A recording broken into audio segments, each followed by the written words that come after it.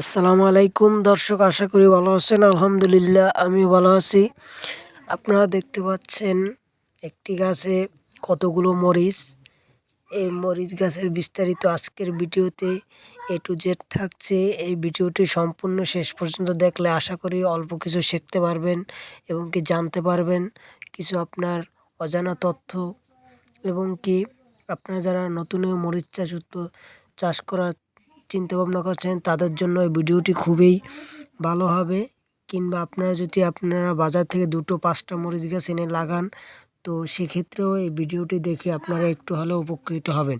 আর ব্যবসায়ীদের জন্য অবশ্যই বলবো, আপনারা যদি দেখেন তো আপনারা আপনাদের মতো কিছু সাজেস্ট করতে পারবেন যে আসলেই এগুলো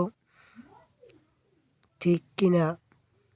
তো ভিউয়ার্স, দর্শক, আমি আপনাদের উদ্দেশ্যে একটি কথা বলবো, মরিচ চাষ যদি আপনারা করেন তাহলে আপনাদের সবার প্রথমে প্রয়োজন হবে বেশি রৌদ্র জায়গাও না, আবার বেশি ছায়াযুক্ত জায়গাও না। মোটামুটি যেখানে ছায়া থাকে কিংবা মোটামুটি রোদ থাকে সেইখানে মরিচ গাছ খুব ভালো হবে, আশা করি ইনশাল্লাহ।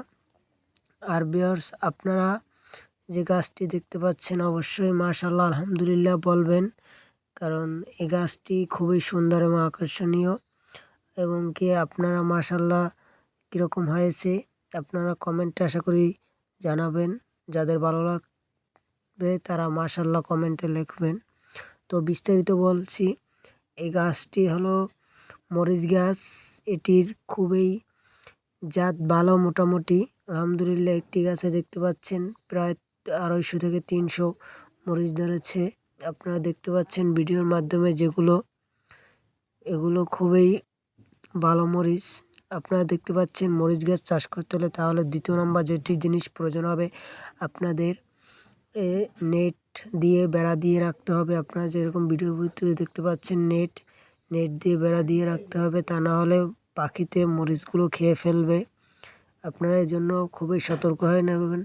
কৃষকরা যারা মরিচ চাষ করেন, আপনারা বিভিন্ন জায়গায় মরিচ চাষ করতে পারেন, ছাদ বাগানে, কিন্তু সেখানে মোটামুটি যাতে ছায়া পড়ে সেই জায়গায় লাগালে খুবই ভালো হবে।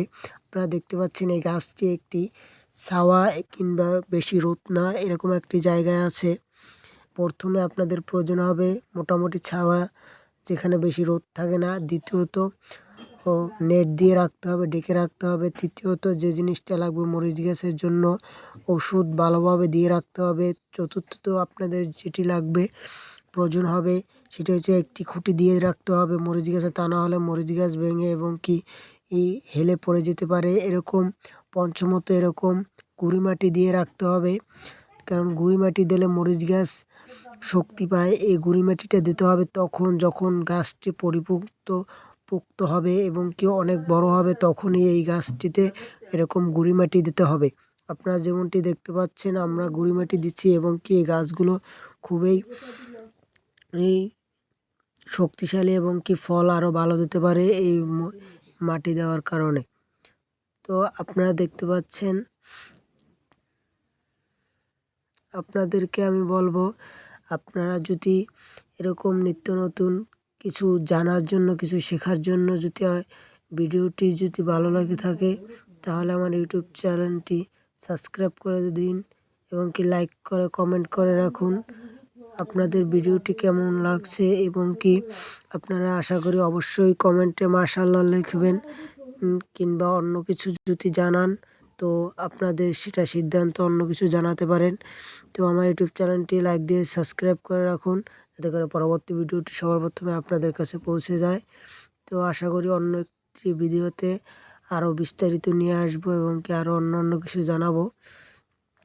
তো ভিউয়ার্স, দর্শকরা যারা আছেন আপনারা দেখতে পাচ্ছেন একটি গাছে এরকম মরিচ যদি চান তাহলে আপনাদের প্রয়োজন হবে অবশ্যই আপনাদেরকে সার দিয়ে রাখতে হবে এবং কি উঁচু জায়গায় মরিচ গাছ লাগাতে হবে, যেখানে মরিচ গাছ যাতে বেশি মজবুত থাকে। এবং কি বৃষ্টির সিজনে যদি আপনারা মরিচ গাছ চাষ করতে চান তাহলে অবশ্যই পলিথিন দিয়ে গোড়া ডেকে রাখবেন, নয়তো উপরে দিয়ে পলিথিন দিয়ে রাখবেন।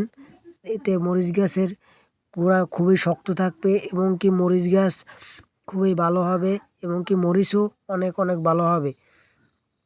তো আপনারা দেখতে পাচ্ছেন আমরা এই গাছগুলো বৃষ্টির সিজনেই থেকেই গাছগুলো লাগিয়েছি এবং কি পরবর্তীতে আস্তে আস্তে আরও বড় হয়েছে গাছ। এরকম এই গাছটি খুবই ছোট ছিল, ছোট থেকেই মরিচ আসছে এবং কি গাছও বড় হয়েছে এবং কি মরিচও আস্তে আস্তে বেশি আসছে। আপনারা প্রথমে এতটা মরিচ পাবেন না, প্রথমে মরিচ কম হবে, তারপর আস্তে আস্তে ধীরে ধীরে মরিচ বাড়বে। তো আপনারা যেখান থেকে ওষুধ আনবেন সেখান থেকে সঠিক পরামর্শ নিয়ে এই কাজটি করবেন। আল্লাহ হাফেজ। অন্য একটি ভিডিওতে দেখা হবে।